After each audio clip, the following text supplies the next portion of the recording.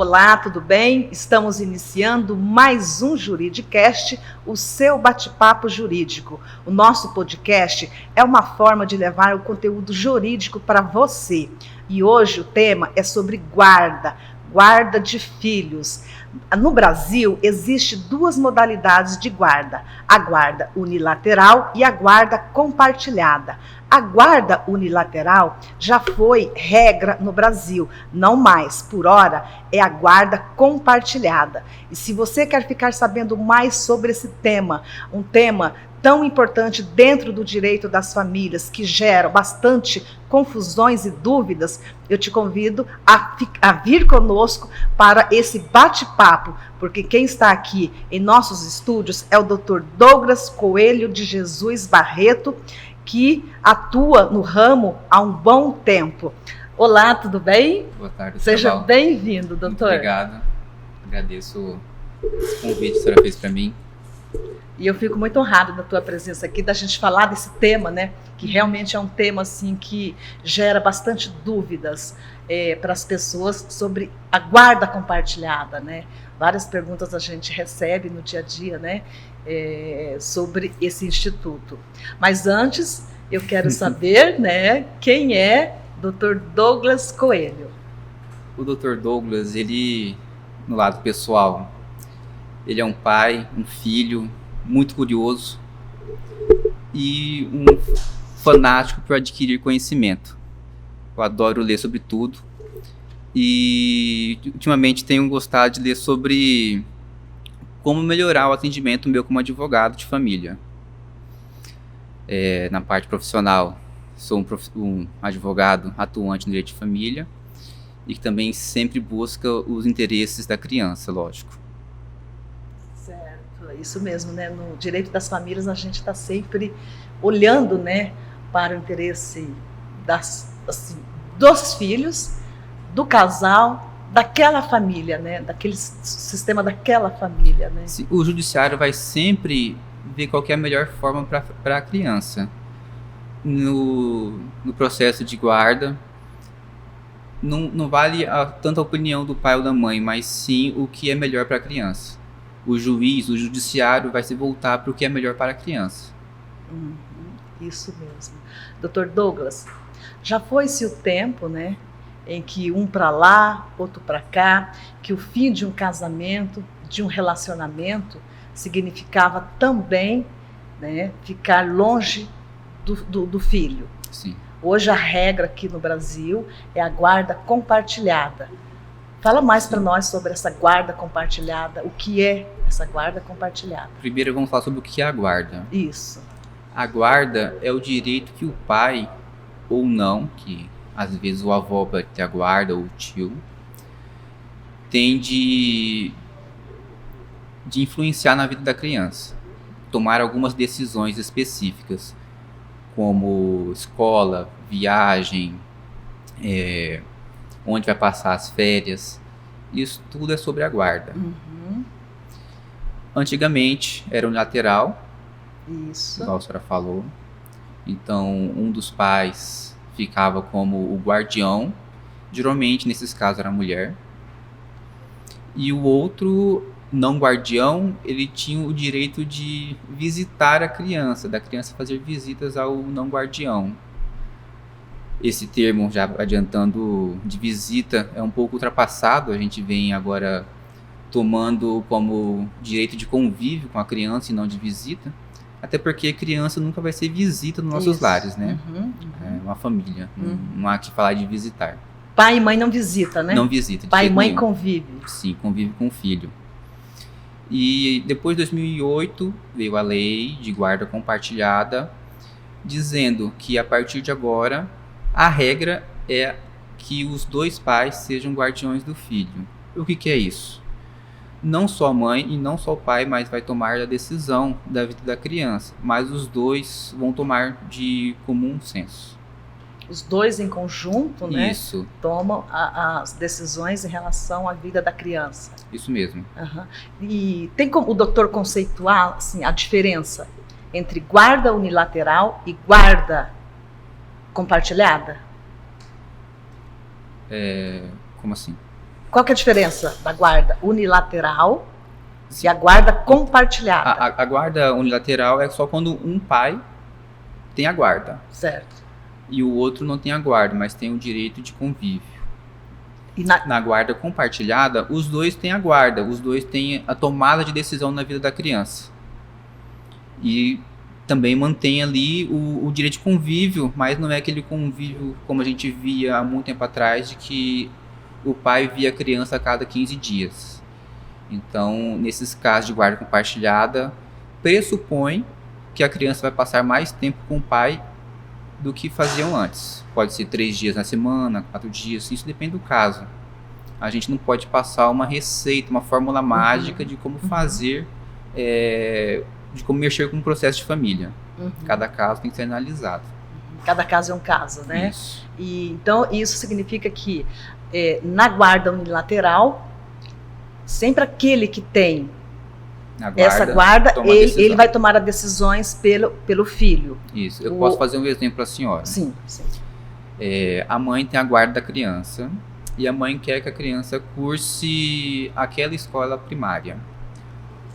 O pai pode não querer, mas como ele não é o guardião, nesse caso, ele não pode interferir na decisão da mãe. Ele tem que acolher. Certo. E nesse sistema de guarda compartilhada, Dr. Douglas, não existe que o filho tem residência com um e residência com o outro. Permanece 15 dias com um, 15 dias com outro. Porque algumas pessoas confundem. Aqui, a guarda compartilhada eu quero assim, doutora, que o meu filho fica 15 dias comigo e 15 dias com ela. Isso seria a guarda alternada, que essa guarda alternada, ela não foi recepcionada no Brasil. Não, essa guarda alternada, que é o de ficar 15 dias com um e 15 dias com o outro, ela é, na verdade, prejudicial à criança. Eu vou explicar o porquê para a senhora. Existem estudos na parte psicológica de que a criança não tem, nesse alternado, não tem raízes nem em um lar e nem em outro lar. Então ela precisa criar raízes, ela precisa de ter uma rotina. Ela precisa saber que a casa dela é com o papai ou com a mamãe. E ficar 15 dias na casa do pai e 15 dias na casa da mãe, a criança acaba confundindo onde que ela mora, quem que é a rotina dela, e acaba complicando na parte psicológica da criança. Entendi.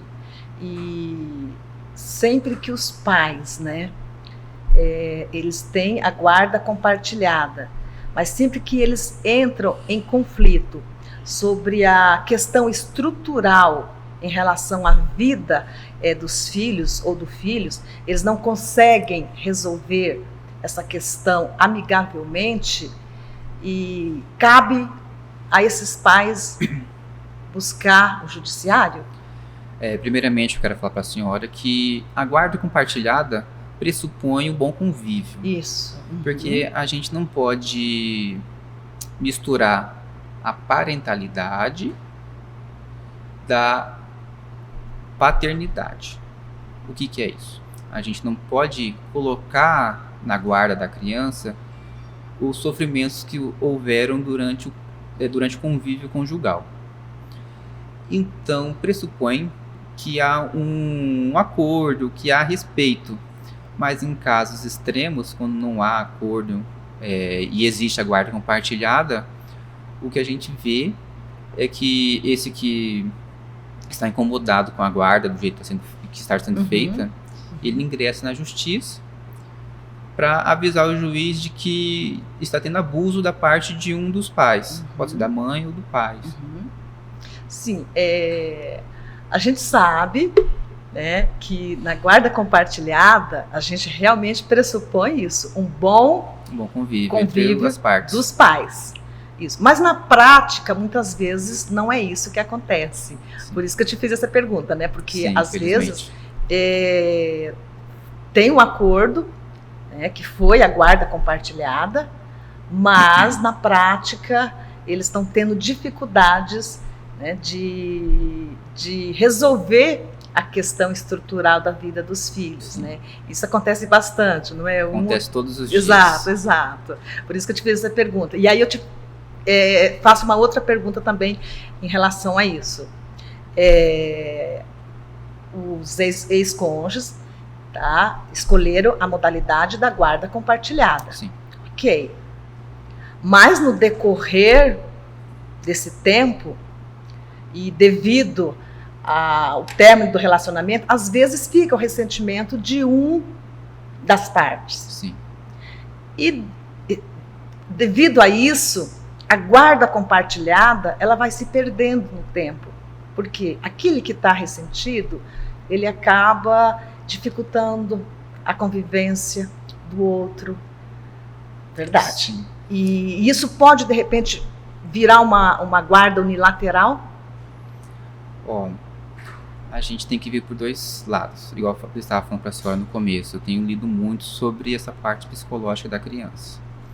E a gente, como advogado de família, tem uma vertente mais humanista. Ficar usando a criança como bode expiatório para poder usar de pequenas vinganças contra o ex-cônjuge, para poder fazendo essa criança ser cúmplice de alguma coisa, esconder informações, isso acaba deixando ela com um sentimento de culpa. E a gente vê problemas psicológicos, né? Então, a gente sempre conversa com o cliente ou com a cliente para que não faça isso.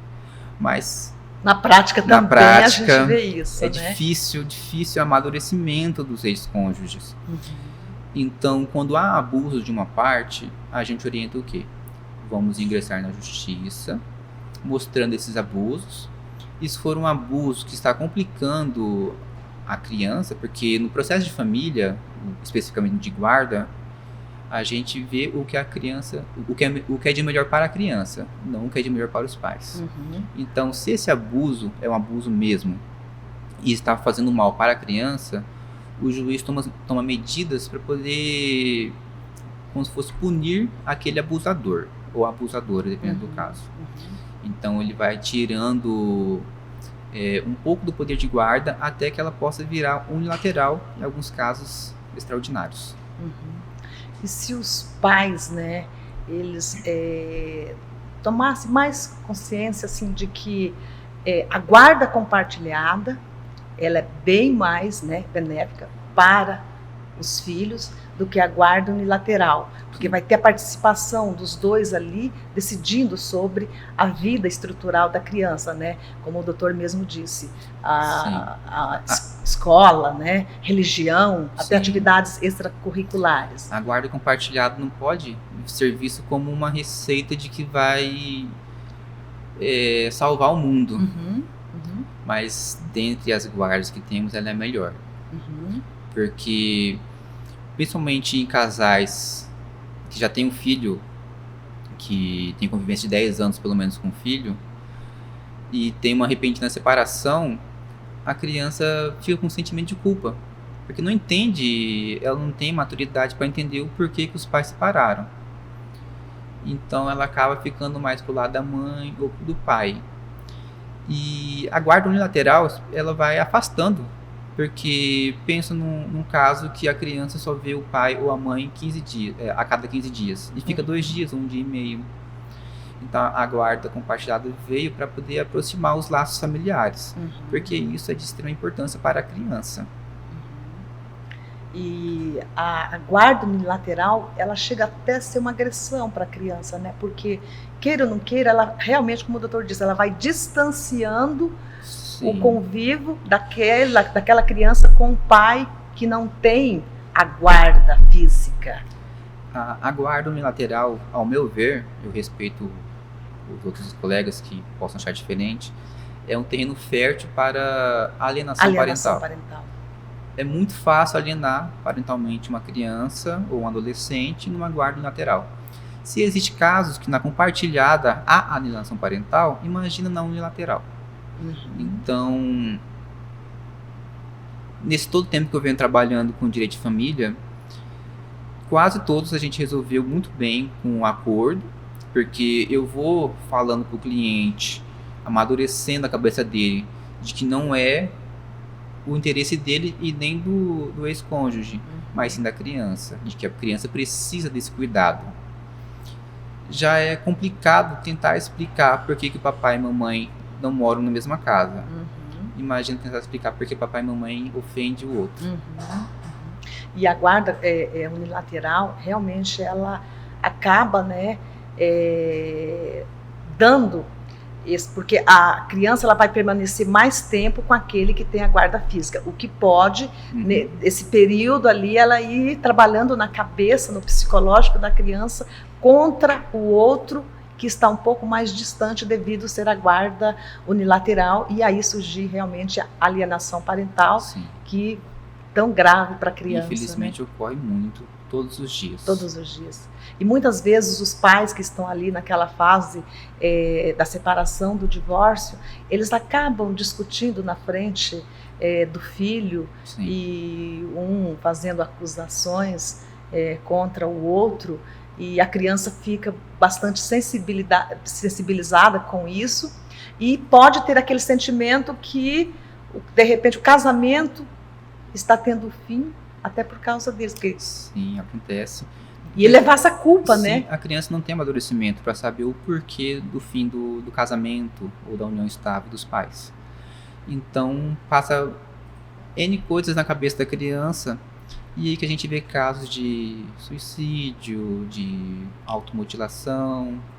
Então, a gente, como advogado de família, sempre tem que falar com o cliente, evita de falar mal, principalmente na frente da criança. A criança, você tem que tratar a mãe ou o pai como se fosse o super-herói da criança. Todo mundo tem defeito, mas para a criança, o pai e a mãe é o super-herói. Isso. Então tem que respeitar isso e se pôr também no lado do outro, no lugar do outro. Porque há chance de fazer essa alienação parental. Então é melhor não fazê-la, porque a gente pode ser vítima também no outro dia. E eu acredito também, Dr. Douglas, que cabe muito aos profissionais, né, do direito, os advogados, conscientizar os pais, aquele cliente que está sendo atendido por ele, dessa importância, né, de não estar falando mal do outro. Sim. Não está tendo essas discussões em frente, porque isso causa um sofrimento tão grande, o que depois, lá na frente, eles podem vir a ter que investir, né, no filho em relação a um acompanhamento psicológico ou um psiquiatra. Eu costumo fazer o seguinte: quando um cliente me procura para ver o processo de guarda ou divórcio, e tem criança no de divórcio, eu falo para ele, independente do que aconteça daqui para frente, você já tem que procurar um psicólogo ou psiquiatra, dependendo do caso, para essa criança. Porque ela vai ver na escolinha o amigo que tem o pai e a mãe morando na mesma casa, e que quando vai às reuniões escolares estão de mão dada e fazem carícias. E ele vai falar, por que o meu é diferente? Então, por mais que seja uma relação saudável dentro da guarda compartilhada, a criança ainda não vai conseguir ter amadurecimento naquela fase infantil e adolescente dela. Então, eu sempre indico para meus clientes que me procuram um psicólogo de sua confiança, um profissional especializado para a criança, porque a gente visa, como a gente sempre fala, o melhor interesse da criança. Isso mesmo. Eu gostaria que o doutor falasse um pouco para nós, porque é uma pergunta que sempre chega para nós no dia a dia. Eu imagino qual seja. Eu tenho a guarda compartilhada, ou eu quero me divorciar, eu quero a guarda compartilhada, mas eu não vou precisar pagar pensão. Olha, essa é uma pergunta bem corriqueira. Sim, acontece sempre de perguntarem isso. Isso é uma pequena ilusão que a gente tem. A guarda compartilhada não vai eximir ninguém de pagar pensão. Por quê? Vamos colocar um caso prático, que é mais fácil para o nosso ouvinte. A criança tem a residência física com a mãe. Então, a criança vai passar mais tempo com a mãe. O pai tem que ajudar. E vice-versa. Porque tem alguns clientes que chegam a falar, mas vai passar 4 dias comigo e 4 dias com outra pessoa. Mas aí a gente foge do interesse da criança. Está parecendo para mim uma guarda alternada, onde vai ficar 4 dias aqui, 4 dias ali. Então, na guarda compartilhada, é bom que tenha rotina e que tenha um lar fixo da criança. Tendo um lar fixo, o outro precisa ajudar. Isso mesmo. E existe idade mínima para a guarda compartilhada? Porque às vezes também essa pergunta também chega bastante para a gente, né? Assim, não existe idade mínima. E nem... não existe idade mínima. Mas a gente vê o seguinte... Se no divórcio tem ali o bebê de 9 meses ou um ano... o que vai diferenciar nesses casos é a forma que vai ser a convivência daquele que não mora na residência física. De um bebê de 9 meses, a residência física, por óbvio, vai ser com a mãe, a genitora. Então, em alguns casos, o pai não vai poder pegar essa criança para dormir com ele. Em alguns casos, porque, como a gente disse, cada caso é um caso, tem que ser analisado de forma diferente. Então, a convivência vai ser feita diferente. Ou por vídeo, ou por visita à casa da criança, horários limitados, porque se ela amamenta ainda, então precisa ficar mais tempo com a mãe. E voltando à parte da pensão alimentícia, nesses casos específicos, com certeza, né, tem que ajudar a comprar os alimentos. E muita confusão que se faz sobre alimentos é que alimento não é leite, não é o arroz ou o feijão. Alimento é a fralda, é a escola, é o convênio médico, é a atividade extracurricular, é roupa, é a bola para jogar futebol, é a lazer, boneca. Né? Sim. Não é somente o comida, cinema, né? que está voltando agora. Isso mesmo, não é somente a comida, Sim, né? A gente não pode ficar nessa ilusão de que pensão alimentícia remete-se apenas ao arroz e feijão. E existe alguma hipótese onde não pode haver essa modalidade de guarda compartilhada? Expressamente existe. Quando um dos cônjuges dos ex-companheiros não quer exercer a guarda. Ele fala assim, eu não ligo que fique com a mãe e também não faço questão que seja minha guarda. Então ele está abrindo mão de ter a guarda dele também, deixando para a mãe ou para o pai, dependendo do caso, a guarda unilateral. Ou então, quando algum dos pais chega no judiciário e fala assim, eu quero a guarda para mim porque o outro não tem condição moral ou não tem alguma condição para poder exercer essa guarda. Aí nesses casos há que ter o processo.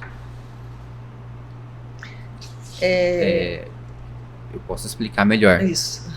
Quando chega alguém, pai ou mãe, e fala que o outro pai não tem direito à guarda, tem que falar o porquê. Às vezes ele vai confundir ali o porquê da separação. Então, o juiz já manda que haja uma investigação social em ambas as casas para ver se é verdade mesmo que o pai ou a mãe não tem condição de exercer a guarda. E então não é só falar que não quer que o outro exerça, tem que provar, passar por estudos sociológicos, psicológicos. Aí estaria dentro de uma família, né, disfuncional, né, onde pode haver uma alienação parental, um caso de violência. O que mais chega para mim é quando o pai é usuário de droga, que a mãe fala assim, o meu ex-companheiro, a gente terminou porque ele era usuário, me agredia física ou verbalmente, e eu acho que ele não tem condição de cuidar da minha filha ou do meu filho. É um caso um pouco grave. E então é necessário que haja acompanhamento do psicólogo, da justiça, para que seja provado no processo de que a outra parte não tem as condições, não reúne condições para exercer essa guarda. E aí, se ficar provado isso, o juiz acaba colocando uma guarda unilateral. Para bem da criança, porque ela pode sofrer abusos também, né? Uhum. E a guarda compartilhada, ela também serve para aquele casal, né, que está divorciando no litígio.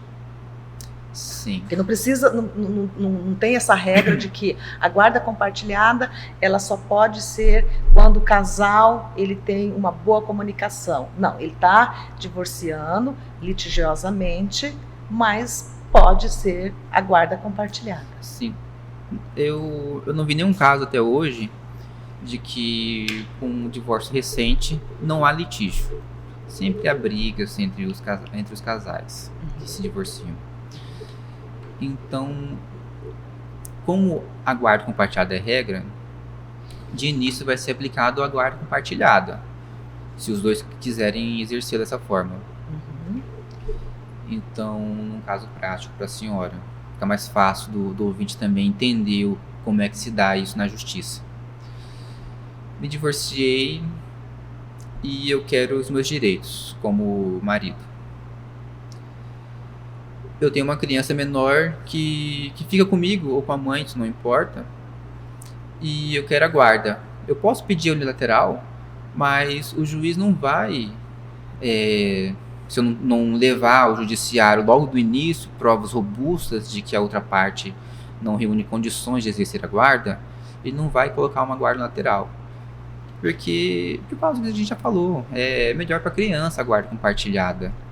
Quem está fazendo esse pedido da guarda unilateral, tem que fundamentar bem para que o juiz venha conceder essa modalidade de guarda. Porque hoje, como é que está a visão dos juízes em relação a um pedido de guarda unilateral? Tem que ser uma prova muito robusta. Muito robusta mesmo, por quê? Porque como é um processo que vai ver o melhor interesse da criança, a gente tem que trazer muita prova clara de que passar momentos de convivência com a outra parte vai gerar agressões psíquicas para a criança, ou físicas. Então tem que deixar bem claro isso. Muitas pessoas chegam a gente com aquele sentimento de que eu vou tirar a guarda do fulano ou do ciclano, mas como um artifício de vingança. Não traz provas robustas de que ele é mesmo um agressor. Uhum. Ele pode até ser uma pessoa ruim como marido, mas é um pai excelente. Eu tenho um caso de que o meu cliente chegou para mim e falou: ó, doutor, eu vou falar a sinceridade, eu bebia, eu extrapolava com a minha ex, mas eu nunca encostei a mão na minha filha, nunca fiz nada contra a criança. E então, nas audiências, nos encontros que a gente faz entre os advogados, a gente tenta fazer da forma de que eles entendam de que o pai ou a mãe era ruim no casamento, mas não para a criança. Então, nesse caso, a criança ainda vê o pai, que às vezes é alcoólatra, como um super-herói. Uhum. E faz bem ela ter essa convivência com o pai. Uhum. Então, o juiz, por óbvio, não vai tirar aquela convivência e a guarda, porque só foi um mau marido ou uma má esposa no casamento. Uhum. E o juiz também não tem visto com bons olhos esse pedido de guarda unilateral. Aqui em Campo Grande, especificamente, é muito difícil de conseguir uma guarda unilateral. Por quê? Porque, além de ser a regra, são poucos os casos, pelo menos que eu atuo, de que há mesmo um abuso contra a criança. Uhum. Então, a justiça tem julgado dessa forma, que é melhor para a criança. Então, só se realmente for comprovado ali. A gente tem que ver cada caso. Cada caso é um caso. Uhum. Se tiver alguma agressão, alguma coisa nesse sentido, que provavelmente o juiz não vai conceder uma guarda unilateral. Entendi. Uhum. Tem que deixar bem provado. Eu falo que é tintim por tintim. Uhum. Deixar bem provado ali para o juiz ver que o pai exercer a guarda ou a mãe exercer a guarda dessa criança vai trazer malefícios para a criança. Não é porque incomoda o pai ou incomoda a mãe, mas que incomoda a criança. A criança, né? Sim, no processo de guarda, a gente sempre vai ver a criança. Eu penso assim também, que a gente precisa sempre pensar na criança, no adolescente, e os advogados, né, nem sempre colocar no papel, ali na petição, o que a outra parte está falando, porque geralmente quem está nessa fase de uma separação, do divórcio, ela não está na sua melhor versão. Sim. Ela está na pior versão.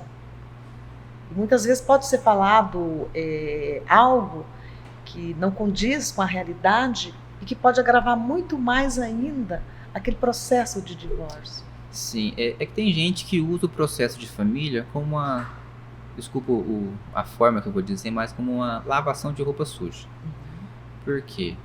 Teve um relacionamento infeliz que acabou tendo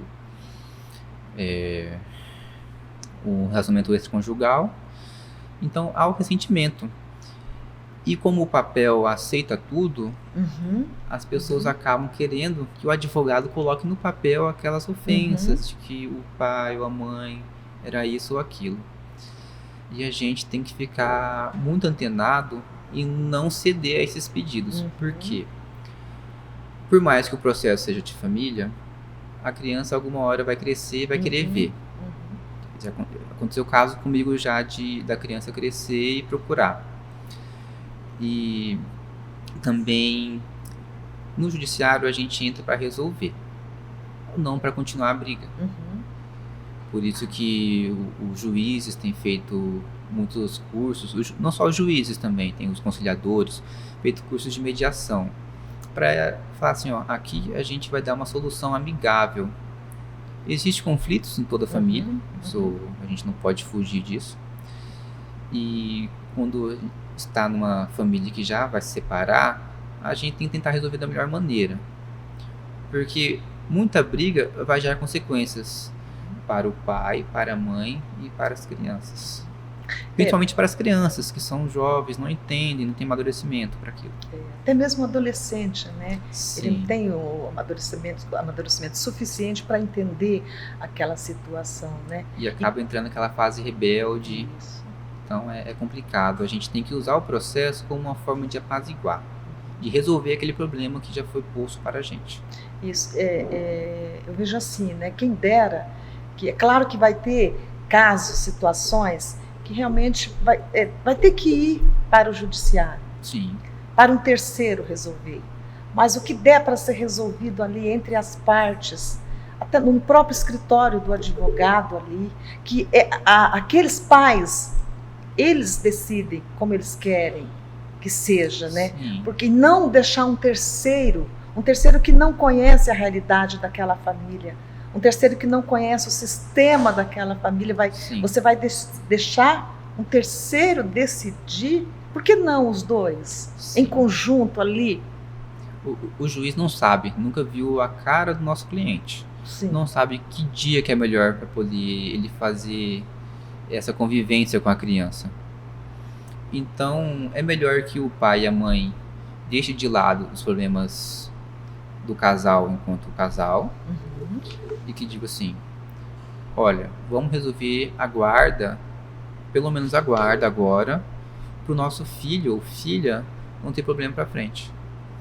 Então o marido ou a mulher diz que para ela fica melhor fazer essa visita, ou essa convivência com a criança, é melhor do que o juiz vir bater o martelo e falar esses dias específicos vai ficar com o pai e os outros com a mãe.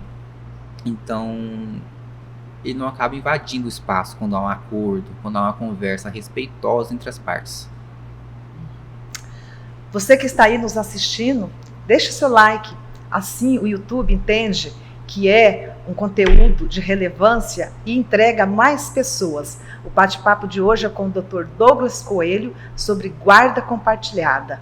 Dr. Douglas, existe a guarda compartilhada, os pais residindo em cidade ou estados diferentes? É até um pouco estranho, mas existe sim. Recentemente teve um julgamento no STJ em que a ministra Nancy, em seu voto, disse o seguinte: a guarda compartilhada não será obstada nem nos casos em que o pai mora em cidades diferentes. Então a gente pode ler da seguinte forma: o pai pode morar em outra cidade, outro estado e até em outro país, dependendo do caso e da condição da família, e conseguir fazer uma guarda compartilhada nesse caso. Aí a pergunta que já vem à tona é: como que vai ser a convivência? Como que se dá nessa convivência? Antes era difícil da gente conseguir demonstrar essa convivência em quem mora em cidades diferentes, mas após o Covid a gente aderiu mais às videoconferências, chamadas de vídeo.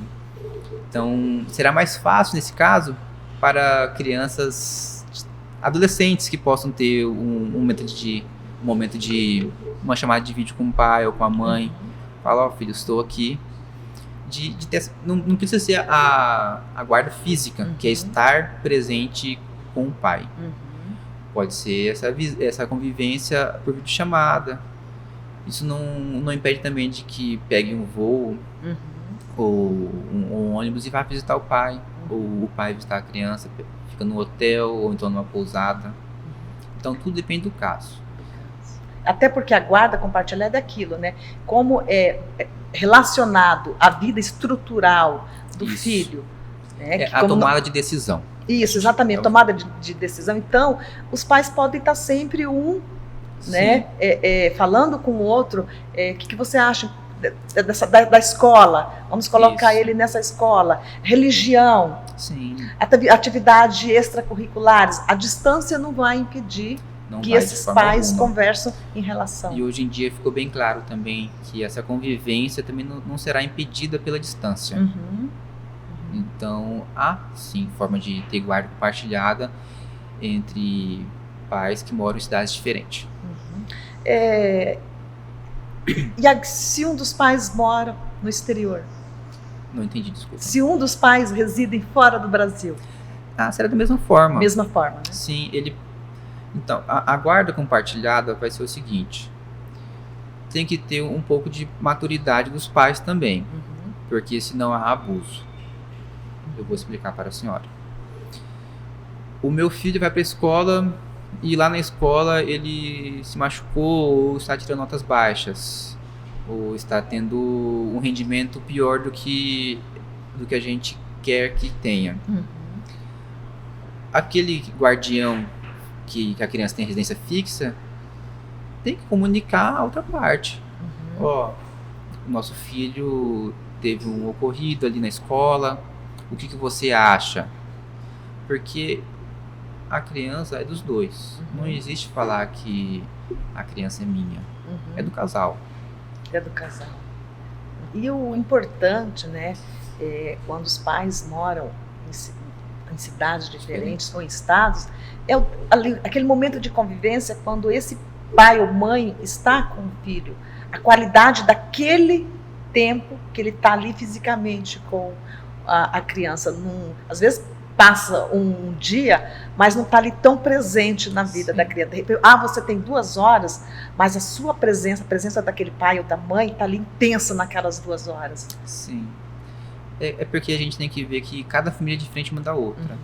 Eu já vi casos de pai caminhoneiro que ficava até mês fora de casa, fora da cidade, num caminhão, fazendo videochamada com a criança. Que na verdade, nesse caso, era um adolescente.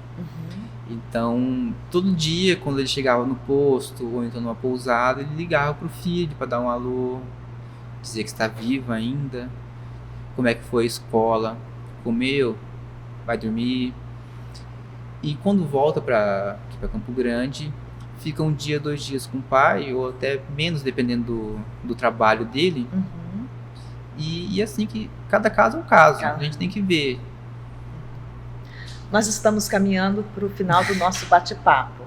Vamos falar um pouco sobre guarda de pet? Sim. Porque hoje já é comum. Existe bastante, já vi casos também. Porque se discutia, na verdade, muito se o cão, o pet, era um objeto ou um ser de direito. Então hoje tem entendimento de que ele é um ser, não é um objeto mais como era visto antigamente. Quando eu entrei na faculdade era visto como res, como objeto. Hoje em dia mudou. Então também tem que ver que a afetividade é diferente de uma criança? É diferente. Mas tem muitas famílias que criam o seu pet como um filho.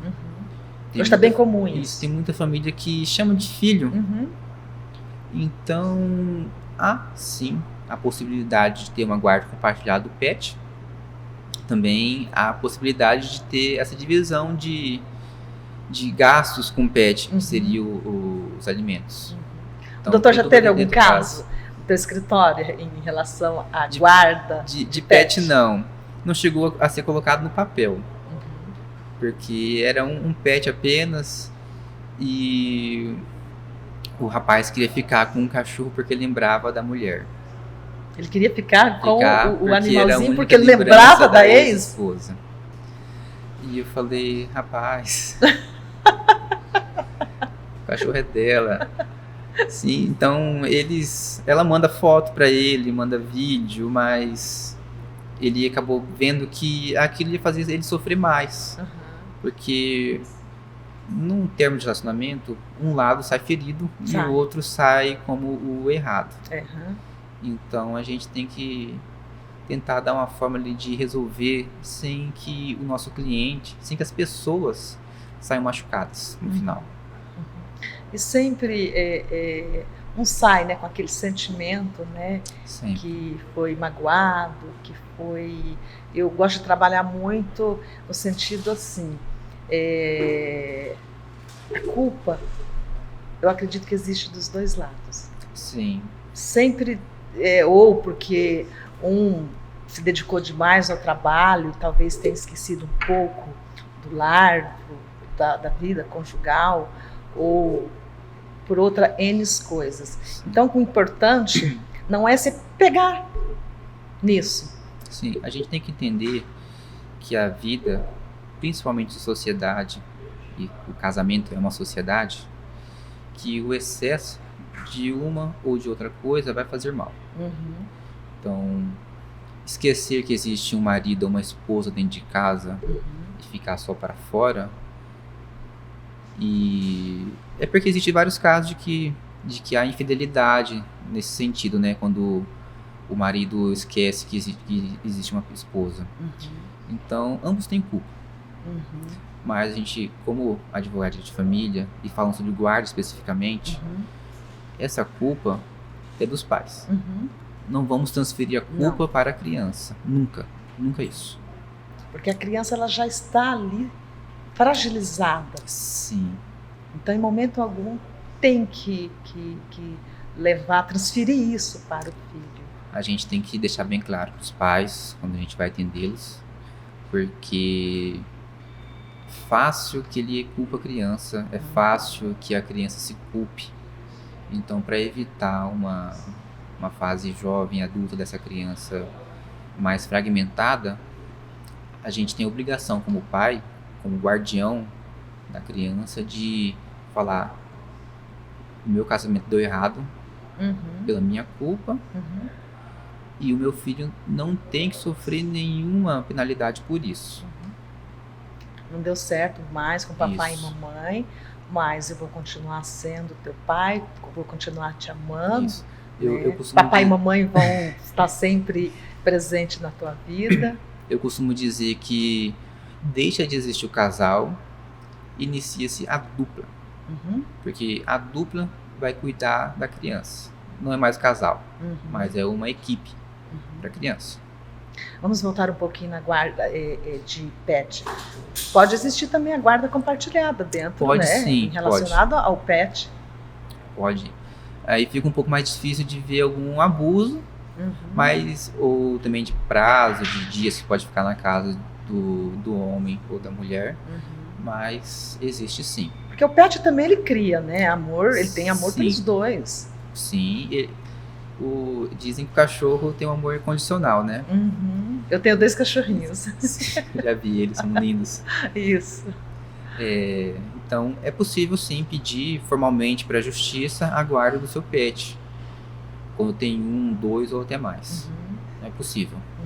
Ou se tem 2, que faça a divisão, e pode, olha, eu quero ver, deixa aqui uns 2 dias comigo, né? O outro, sim, agora, já que você vai ficar 2 dias com o que está comigo, deixa o que está com você comigo. Eu acho que tudo é uma questão, né, de um diálogo.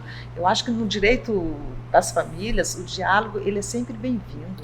A maturidade. E a empatia de se colocar no lugar do outro. Falar, e se fosse comigo? Isso. Então, se a gente partir desse princípio, já deixa de ter muitos casos de entrar na justiça. Pode ser resolvido com uma mediação.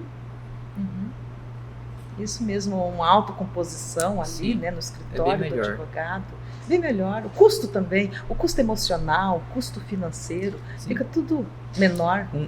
Um processo rápido na justiça tem demorado em torno de 1 ano e meio, 2 anos para marcar a audiência com o juiz, que a gente chama de instrução e julgamento. Tem demorado em média isso. Então, você pode ver que vai durar quase 2 anos e não vai ter resolvido tudo ainda num processo na justiça. Não.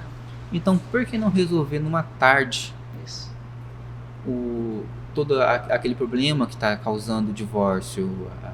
Resolve a guarda, a criança não vai ver nem o pai nem a mãe brigando, se desgastando por causa de um processo.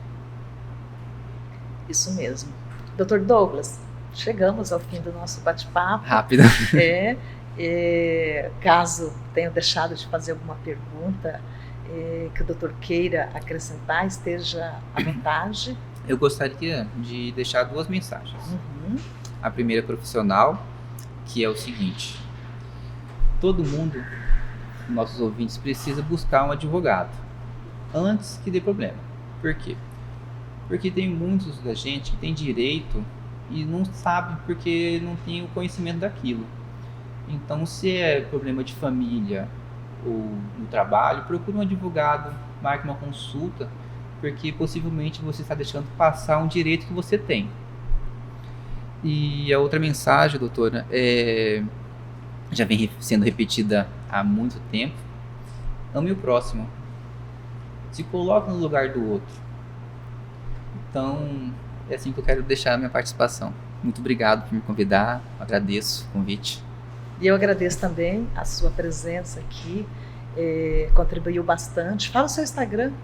O meu Instagram é douglascoelho.adv. Lá eu vou deixar aberto uma caixinha para quem tiver assistido mandar mais perguntas ou sugestões do que falar também, se tiver dúvidas. Chegamos ao fim de mais um Juridicast, o seu bate-papo jurídico, e até o próximo.